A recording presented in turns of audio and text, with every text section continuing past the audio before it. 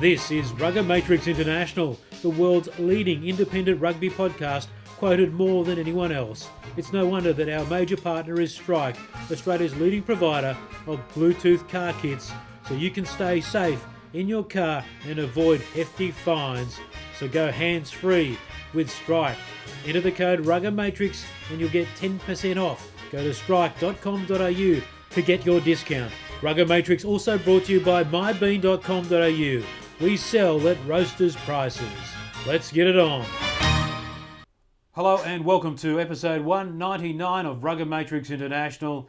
And the autumn series is over and it's all run and won. We're not always won by the teams you want. Mark Cashman, as you joined me, was a very big end and a good one for England. Certainly was, but a bit of a train crash for the old Wallabies. A bit like the Eastern Suburbs Tunnel on my way over here to Maroubra tonight. You were blowing up Deluxe. That's right. You had to get it in there. I was spewing, as they say. All right. Well, if you can see over our shoulder, one more show to the Magic 200, and we'll have a pretty special couple of guys on that show next week. But how about this big fella over our shoulder? He was on the show many moons ago, one of the early ones, and he's the former Wallabies prop, tight head prop. So a lot of synergy there and something in common with the great Mark Cashman. Ben Darwin. Ben, welcome to RuggaMatrix again. Thank you, Juro. It is a genuine pleasure again to be with you. All right, we're going to talk to you about your new business as well, Gainline, which is producing some interesting statistics and I guess modelling on teams and what they have to do to be successful and what has led to success of teams at Super Rugby level and of course at Test level and other sports too. We're talking basketball, EPL, those sorts of things. But Ben, first of all, the internationals have been completed, as we said, and a pretty good win to England over the Wallabies. Wallabies going through a dramatic change in style, but geez, one thing that hasn't changed from the last couple of weeks, the scrum was absolutely pulverised. Yeah, it wasn't great, was it? I think the interesting thing at the moment is there's a real inconsistency between the Wallabies at scrum time at the start of the game and then the back end of the game. And the back end of the game is where we seem to be having some pretty awful problems. Why do you think that is? But I think generally, Will Skelton's got some experience at right side lock. I think on the weekend he was matched with Luke Jones, if my memory serves me correctly, towards the end of that game, and we've got two guys there that really don't play lock specifically enormously well in comparison to maybe what they also bring around to the game. So whenever you make those changes, you've got to have guys come on and be totally effective. And I think we see Will lose a bit of shape, particularly through his back on that right-hand side. And, once he starts to get fatigued, I think that's a real area of his game he really needs to work on, supporting his props as well as he can. I mean, that's typical of me saying it's all the front second row's fault, not the front row's fault. But that's just what I can see so far. Generally, he's coming on late, though, isn't he? So yeah, he is. He's definitely coming on late, but that seems to be where we're having some issues. Obviously, there's some collapsing stuff. England's always going to have a powerful scrum. The last time we had massive issues at scrum time against England was 2005 when we had three flankers playing in the back row and we had McMenamin as right side lock. So if we don't get that stuff perfect, and we don't really load up scrum-wise with the right cattle at the right time, that's when we find ourselves into difficulty. It's not a major strength of ours, but we need to have parity. Obviously. At the moment, Wallabies v England, it's very much huge man versus not so huge man, isn't it? And that really took its toll. And I think obviously to win a World Cup in the UK, we're going to have to get bigger and we're going to have to scrum better. Yeah, I think so. It's interesting, and what we do is looking at teams, and generally the more numbers you have of rugby players, the bigger your athletes are going to be, simply through weight of cattle. And England have basically had that now over us for 10 or 15 years. They just have some massive athletes, whereas we just don't have those guys physically available. We don't have to beat England in the scrums to win. We just have to be able to negate it as a strength for them. And they really draw on it as a strength, and they draw on that power and they get excited around it. I still think there's some issues in terms of the refereeing and the understanding from the IRB, which is kind of disappointing. But we're not helping ourselves, are we, in terms of their expectations? Certainly not. You talk about numbers though. How do you explain then, Ben, teams like Samoa, Tonga, who don't mind New Zealand? Obviously, there is a national game, but England can pull from more players just from the vast population of the nation.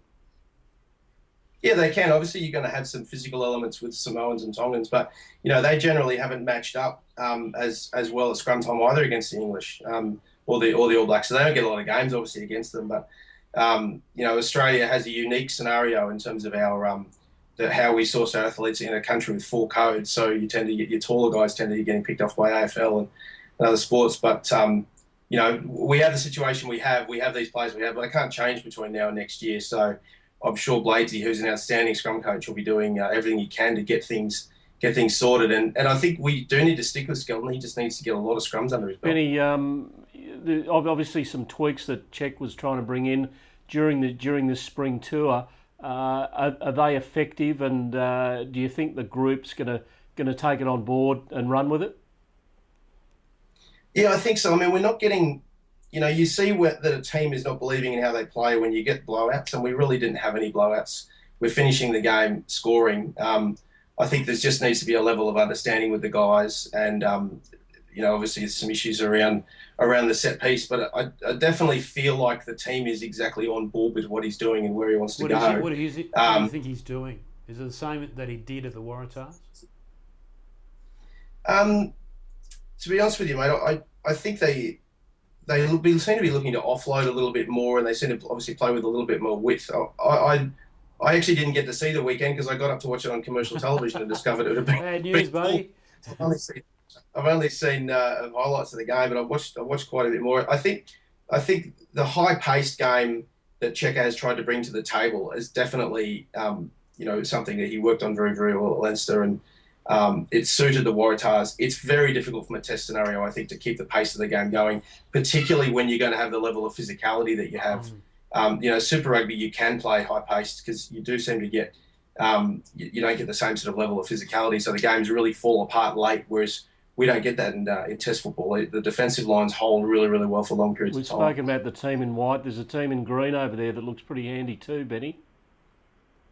Yeah, mate, they've continued to improve. I mean, I actually said, and I'm not claiming anything, I said an article 6 months ago, I thought the final World Cup's going to be the All Blacks against the Irish, and I received some death threats basically from people because they said England's building towards something special. They haven't missed a beat with O'Driscoll out of the side, and it's very fundamentally Leinster and Munster, but they're keeping on. They're improving, and they've got a pretty good side there, and I reckon they're going to challenge very nicely. And they've even overcome the fact that when you talked about using their provinces, the loss of Johnny Sexton to France for a period as well. Yeah, but I think he's got that history with those other guys, so that does help a little bit. I mean, they're nowhere near as much using their imported players as the Welsh are. I think the Welsh it's probably a third of their starting 15 are currently playing out of France, which is a real concern for them. And obviously that's a path for South Africans going down as well.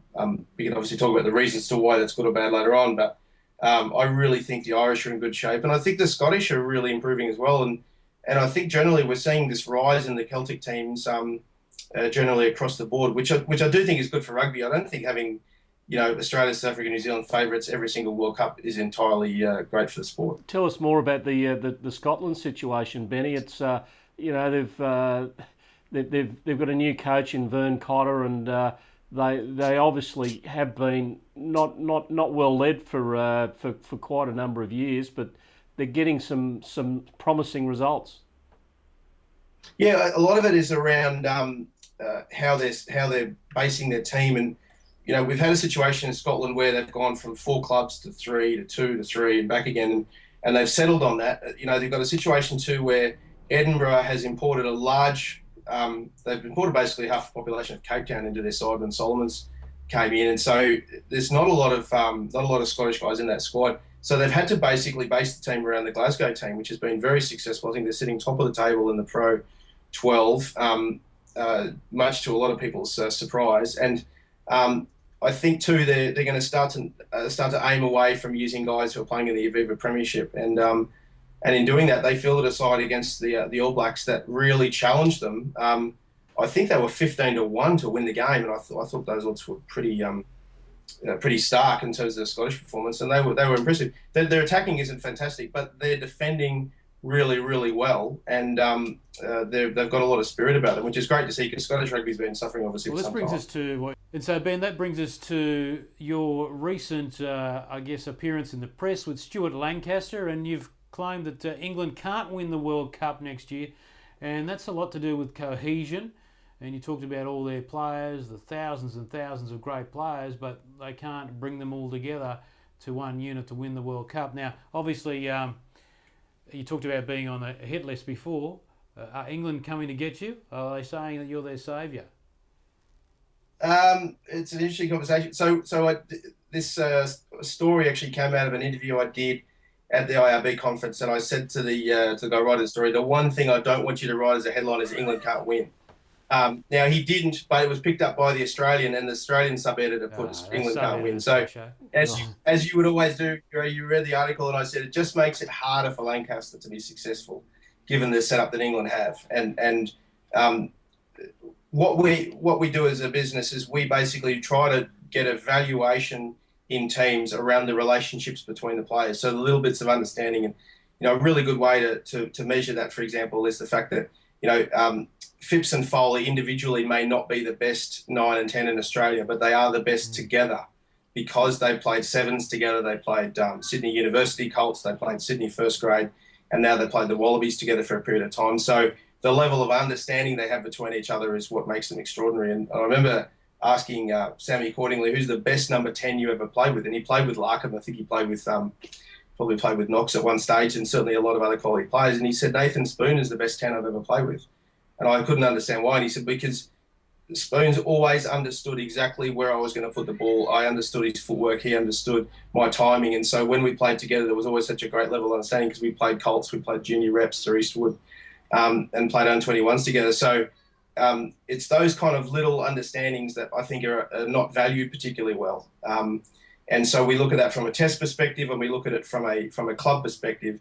And it's also around what we call the portability of talent. So when guys change clubs, how long does it take them to settle in? What positions are very important on this front? And we measure it in teams. And generally, you can, if you have enough money, you can buy talent. You look at Toulon, they'll spend that, $20, $30 million to buy titles. But they're not getting anywhere near their value for money in terms of how cohesive that team is comparative to, say, a Munster, who are spending between, say, $7 and $9 million and making a team that's pretty effective and pretty much matches Toulon. So Benny, it's probably not an immediate fix for a coach out there, is it? It's more about forward planning, and it's a real macro level style of thing that you're investigating here. Yeah, it is totally. A number of teams I speak to says, "I'll go talk to the analyst." And I say, "Well, I'm an analyst. There's nothing I can really do to help them." And when we talk to teams, we talk about maybe helping them. Sorry, the boys are going a bit crazy. I thought it was Stuart Lancaster in the background. Yes, no. So we talk to teams. We say we can help you from a coaching perspective, maybe to help you 1 or 2% for this season, and we can look at how oppositions function, and maybe even 4 or 5%. But we're talking about what are the long-term impacts of adding players to your team. We know there's a certain tipping point. We have this number called a TWI, for example, which is how cohesive a team is, and it comes a percentage. Now, the Crusaders have been number one. TWI is we call a teamwork index, which is how cohesive a team is. Teamwork index, yep. And it basically, we give it as a percentage. So the Crusaders have been sitting above 80% basically now for 16 years. So, and what these teams are, when they're highly cohesive, is they're extremely good at playing away from home. They're very, very sustainable. They get the best level of performance per dollar. They, even if they do win a title, they're always staying there or thereabouts. If you go and buy a team, if you win it, sometimes these teams fall away very, very quickly. Good example of this is Penrith Rugby League in 2003 or West 2005. The players disperse, particularly if they've been brought into the organisation. And these teams like the Crusaders, they're always in finals, always giving themselves an opportunity. And what we find amazing is the more cohesive your team is, the less talent you actually need to be successful, the less skill you need. as in terms of individuals, because the level of understanding offsets that. I hope that makes sense. You've explored a number of sports, Ben. It's not only rugby. There's EPL, basketball. Are the Crusaders up there with the best that you've seen? The Crusaders are, and one thing, it's all about the fluidity of the marketplace. So, the NBA, for example, is a very, very fluid market. So most teams are sitting around 30, 40% on that TWI scale. However, a team like the San Antonio Spurs are sitting at 70%. So San Antonio are better, but they're better because the distance between them and the opposition. So the Crusaders might be at 80%, but other teams might be at 70%, like say the Waratahs are at the moment. With San Antonio, they've been in the place for 17 years in a row, had the same coach for 17 years. They haven't had a first-round draft pick in that time, so they haven't had any access to talent. You see that as well with a team like Geelong in the AFL. They don't get access through the draft to talented players. They more base their players around character. Actually, they just want to go for good young guys, and that keeps the group together. So the great teams in this area are, in football, for example, Barcelona, Bayern Munich, was Manchester United under Ferguson. San Antonio Spurs, ice hockey, Boston Bruins, and these teams are always in the mix to be successful. They're far more profitable than other clubs because they get great buy-in because the people love their players. They're always within an opportunity to win, and they don't actually have the best athletes. One of the things about international rugby, Ben, is the fact that all test teams are selected. They're not sort of pulled together, a la like a club team or a Super Rugby team where you're contracted to play there. So the environment's slightly different. Is that TWI factor? Has that all been factored in with some of those variables added on? Yeah, I think so. We measure test teams entirely differently, but if you think about rugby 20 years ago, it would be a whole bunch of guys playing for disparate clubs all over the place, and then they pull them together for a test match 3 days before, and on they go. During that time, Australia was quite successful because we had such a small number of clubs, and they were generally based around Randwick, or some of the Queensland clubs. And I remember, yeah, it's true. I remember Peter Fitzsimons saying, playing against England, he kept asking himself, is this the very best team these guys can put out, given the number of clubs they have? Now, I mean, Australian rugby had a really good unfair advantage in that front in only having, those teams and then a New South Wales and a Queensland. Now, when rugby then went professional, things changed quite a bit. And, for example, the Irish have had a really good setup because, for example, they've got now the 4 provinces. They started playing together a lot. And that's just given them some continuous improvement all the way through since rugby went pro. If you look at the Six Nations through 90, 91, 92, France and England were way ahead of everyone else because they just had so many numbers and therefore so many quality players. The Irish, without the number of quality players, the Welsh and the Scottish now are really bringing themselves back into the field because of the way that their rugby unions are set up and the way their professional teams are set up. So how you select from your provincial teams is crucially important into the success of your national team. So, Ben, how do you then bring all this information, the data together? Because historically you can analyse all this. How do you then go to a team and say, look, we can help you moving forward? Because the historical thing's one thing, they could just take it and say, thanks very much. Yeah, and, we work with a number of professional organisations at the moment, and of course we're looking to further down the track, but we've come up with 21 different ways a team can improve their level of cohesion across their team. And we're never saying, just pick certain guys, but it's important to understand at certain times when you're signing guys across to your team, how things can happen.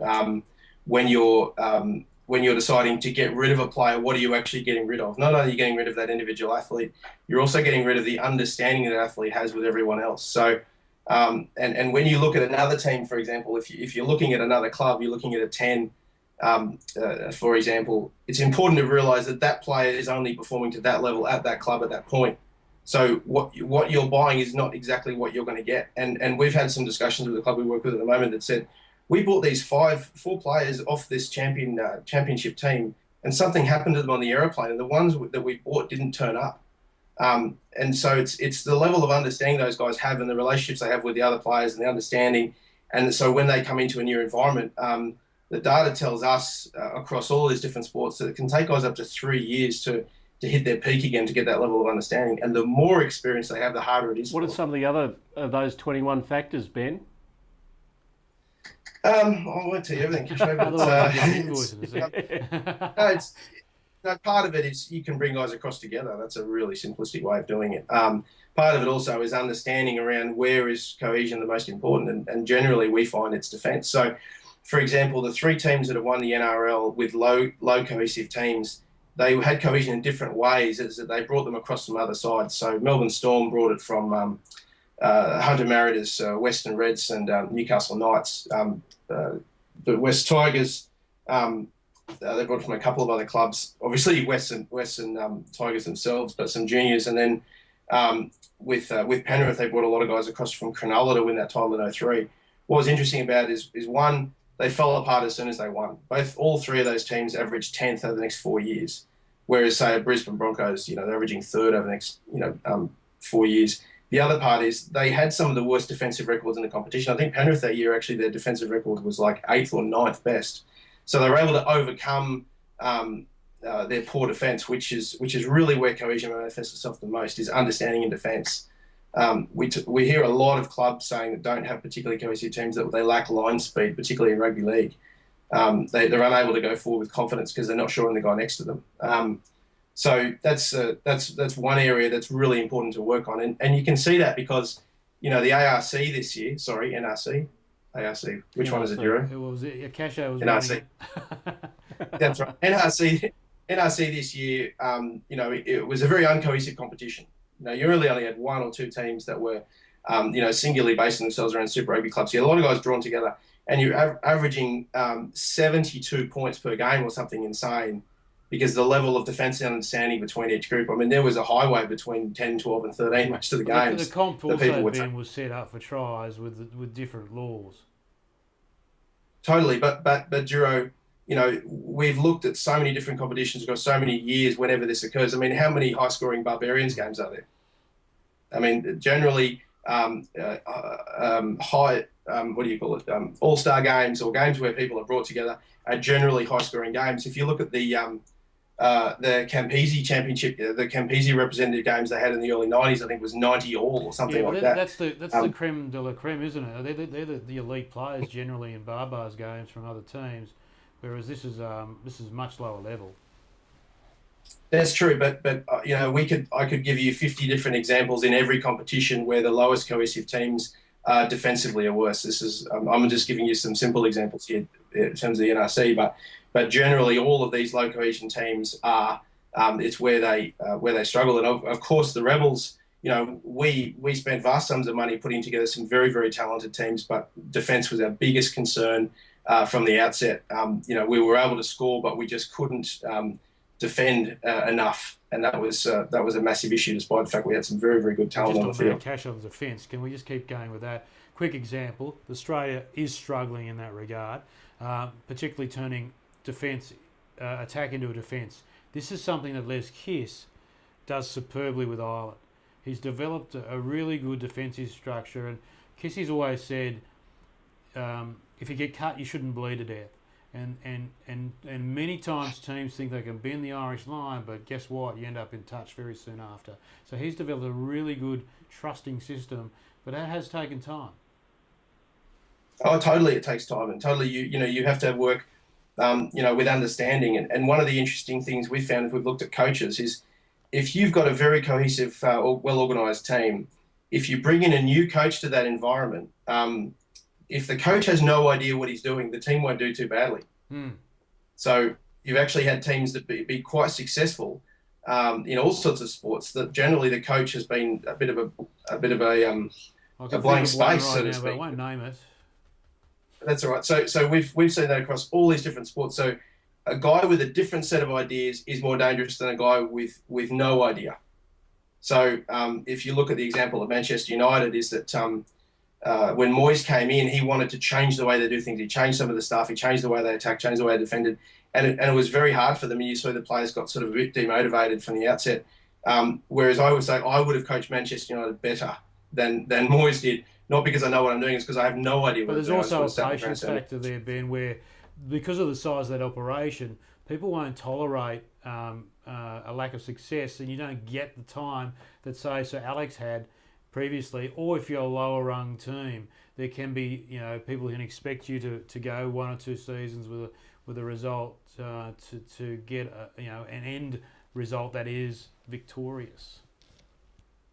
I think it's a really good point, and that's one of the things that we work with is actually just saying to clubs, you need to be patient, you need to think about these things. I mean, if you look at Chelsea, under Roman Abramovich, the Russian oligarch, he didn't have any patience for 10 years, and he spent hundreds upon hundreds of millions of dollars. And it was the first club ever to put a team on the field that didn't have any English in it whatsoever. Chelsea now is the second most cohesive team in the EPL, so they've actually gone the other way. They've decided to hold the group together because he eventually realised that going around in circles wasn't going to get him anywhere. Well, look at and then Drogba, who's supposed to be up, finished, and look at him. And so many times when these guys change clubs, they really do struggle. But we found generally, the NBA, for example, they sack 1.5 coaches. Sorry, that the average tenure of a coach in the NBA is 1.5 seasons because they're given a group of guys that said, right, coach and win, and they fail. Now, by our numbers, we only would have sacked 1 or 2 coaches in the NBA last season because they had a bit of a poison chalice. There was nothing they could plausibly do with the groups they were given. And we sort of rank teams by how cohesive they are, and then we'll say, okay, well, how much money are you spending? And that's your capacity. You'll have a certain capacity for success. And the NBA was won last year by the team that was, I think, spent the 20th most money, but was the most cohesive team, which was San Antonio. So, Benny, using some of these theories, perhaps the Queensland Reds Super Rugby Championship win was sown probably 2 or 3 years earlier when that young group of kids out of that Australian under-19, under-20 side came through. That team, Kesho, was the most cohesive team in the tournament that year, and I think they were at 90%, and they haven't been at that high since. It was pretty extraordinary. They beat a team. We talk about teams, functioning well under duress. Most teams would have collapsed under all that pressure. The Crusaders played every single game away from home. They were the second most highly cohesive team in the tournament that season. And still managed to have this, what I think is the most extraordinary season in Super Rugby, to make a final, in the way they had to travel and the way they had to play. But certainly you're 100% right. And I think, there's some factors in there with Queensland that we haven't even started counting yet. For example, I think 4 of those guys played the same high school team together. We find so many examples where players are playing together and they end up being the best. Little and Horan, I think, met when they were 12 at a rugby league camp. Bunsen Little, consequently, played same club, same province, same country, and yet regarded probably as the best centres New Zealand's ever had. What we're saying is, what factor did cohesion have in those performances, as opposed to singular talent? Kearns, Daly, Mackenzie, another example, guys playing at Randwick together into New South Wales, into Australia. And in 2011, you're talking about the Christchurch earthquake, which resulted in not just relocating their home ground, but the emotional impact on that city was enormous. So, yeah, it was one of the great efforts by a team. You talk about cohesion, that was pretty damn solid. So that's what you're talking about there, Ben. But, you mentioned combinations. I mean, we could talk about combinations all the time. One of the things that came to mind when you're talking about Australia and the half 5/8, I reckon one of the best service providers I've ever seen from halfback was Peter Slattery, Casho. And around the same time, you had Michael Liner, and you also had in New South Wales Nick Farr-Jones. So, you had 2 great halfbacks, and, any other era, Peter Slattery would have been there every day of the week. And, his combination with Queensland was great, but he also had Nick Farr-Jones, who was an enormous athlete and, a leader as well for Australia. Yeah, and we're never saying necessarily, you need to always pick, the guys who are playing together, but we are saying you need to understand this affects performance. And I think a number I was talking to you earlier off air was, the last, we just decided to measure the last sort of 22 test matches played over this period, and 20 of the 22 were decided by the team that was more cohesive from a club perspective and from an international perspective. So we got a lot more testing to do in the test arena in terms of the numbers, but it certainly seems to be coming up, and it certainly seems to be having an impact on performance. It's not just caps. The performance of the Waratahs to get it done over a 2-year period seems quite amazing. So probably cohesion was a factor, and a few other things there, wasn't it?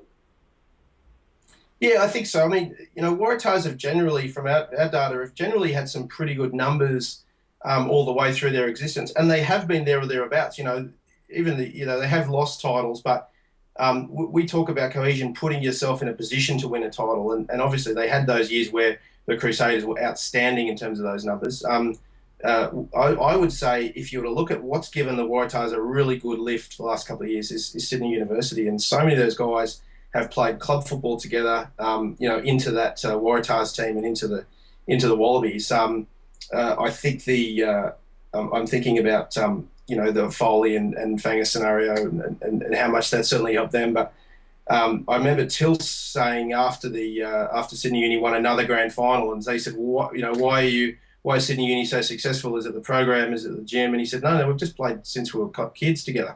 We've played Colts together. We've played grade together. We've all grown up together, and the level of understanding they've got. And I'd say the number one reason why Sydney Uni's been so successful is, yes, they've got a good program, but they've got the best transitions of Colts into grade of any program in Sydney, and that's what helps them to be so successful. So, Ben, if that's the case, what's your immediate advice to a coach when you come to speak to them about the facts you bring to the table? You say, look, you've got to go and buy this pair of players, or I'll give you an example of the Brisbane Broncos. They weren't successful until they brought Glenn Lazarus, one player, into their front row that changed that team. Yeah, and there's nothing wrong with signing an individual. We generally find the issue comes when you sign a lot of players en masse. A good example of that is Richmond in the AFL this year. They had finals year before. They were really well set up. They'd signed quite a few members into the team for this season, and they just lost their way a little bit. Prop in rugby league is not a position where it's as important as, say, your spine, which is hooker, halfback, fullback, 5'8", because it's a simplistic position in rugby league. I don't mean that in a derogatory fashion, but it's it's hit up and defend. That's your two sort of key roles. It was a little bit different back then. Yeah, totally. I agree with you now, but Lazarus performed a bit. It was a bit more complex than that. But yeah, I agree now. I totally agree. But again, what we find is this: if you've already got a cohesive group, bringing in a singular player is not an issue. So, for example, the Crusaders this year brought in Nadolo, and he hadn't been fantastic at the Force or the Tars or any of the English clubs or NEC. When he came to the Crusaders, he was given a simplistic role. Everyone else understood their role. Simplistic's the wrong word. He understood his role very, very well, and he played well. And I'd say it's the same thing with the Broncos. Broncos always had very, very good numbers from the outset. They were able to perform straight away. They had quite a young group, but that group was, from memory, it was Wynnum, Manly and Norths in Brisbane and a few guys from Souths in Brisbane. They'd already had a lot of understanding with guys from playing with Queensland previously, and so they had a ready-made team there ready to go, and Bennett was very consistent in how he functioned, and they were pretty successful over time. So certainly, like I said, there's no question bringing one guy in. It's when you bring in a lot of guys, and an example I'd give is that generally we find a team, if they drop in the cohesion by 10 or 15% in one season, they're going to have a very, very hard year. And a great example of that was the Highlanders in 2012. They dropped 20% and they won 3 games through the whole season, including losing to the Rebels, which is normally a coach killer, to be honest with you.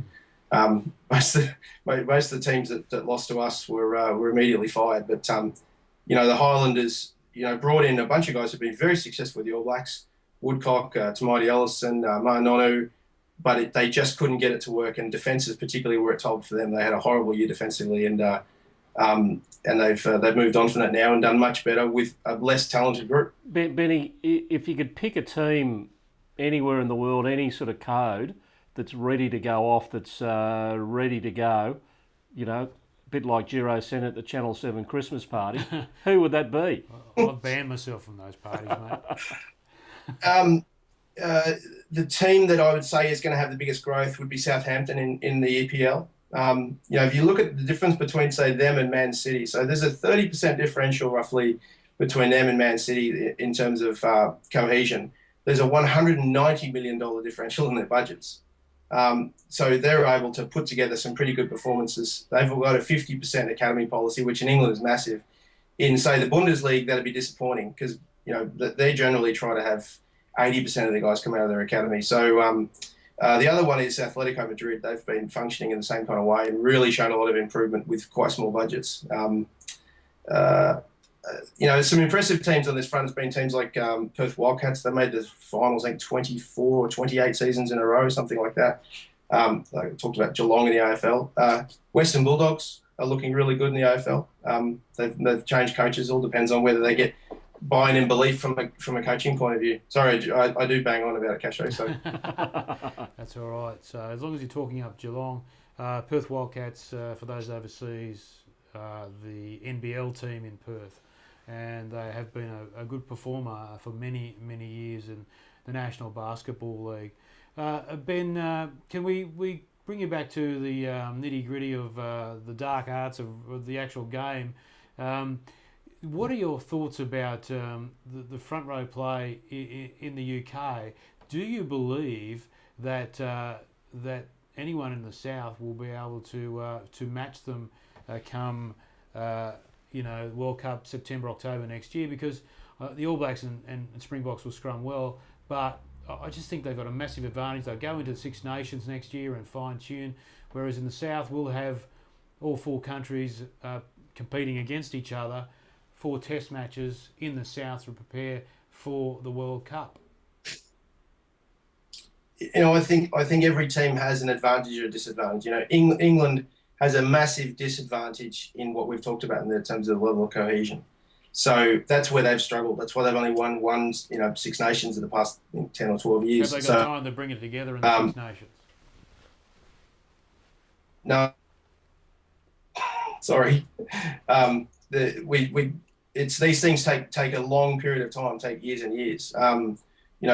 We talk about it making it 10, for Ireland, it's taking 10 years to get things right for them until it sort of manifests themselves. There's no question England can win a World Cup, but maybe there isn't enough scrums in the game to make enough differential. They're going to be dominant. They're going to be successful. But, I think an All Blacks can match them in that area well enough, and they have enough strengths in their game to make the difference in terms of what they do. England has been successful in 2003 when they were, they were able to hold that test group together a long, long time, and from sort of that 97 sort of period through to 2003. So that's what gave them that success, and they almost still weren't able to get done in that final. So there's no question they've got the athletes. It's just how they're set up that makes things very, very difficult for them. The year before, we've discussed this before with Kissy.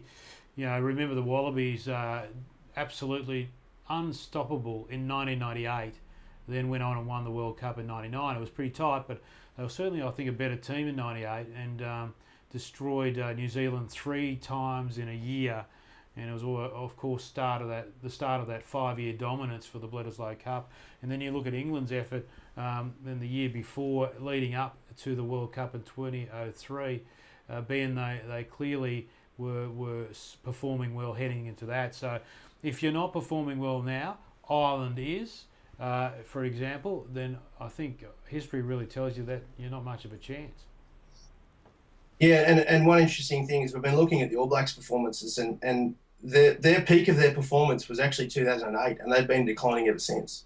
So it's just by how much, and it's by little grades at the moment. So whether they're able to hang on and win another World Cup is going to be a really interesting question. But there's a lot of talk at the moment about them being the best team in the world, but I know they are winning, and it's belief that's getting it done, but they're certainly not winning by the margins that they were previously.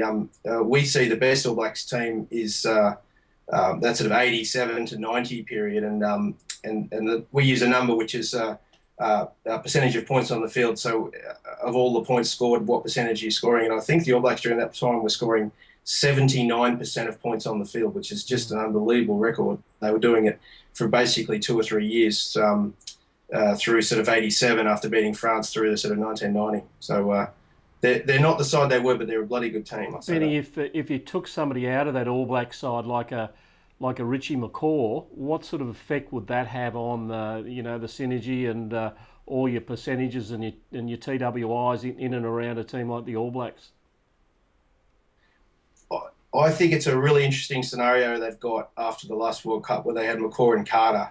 And one of the problems they've got at the moment with those two guys is they have a high level of injury. So they have guys come in for a little bit and they come out. It's not so much what happens when you have McCaw in the side, but if you have one guy in a position for a long period of time and then he goes, that's a problem.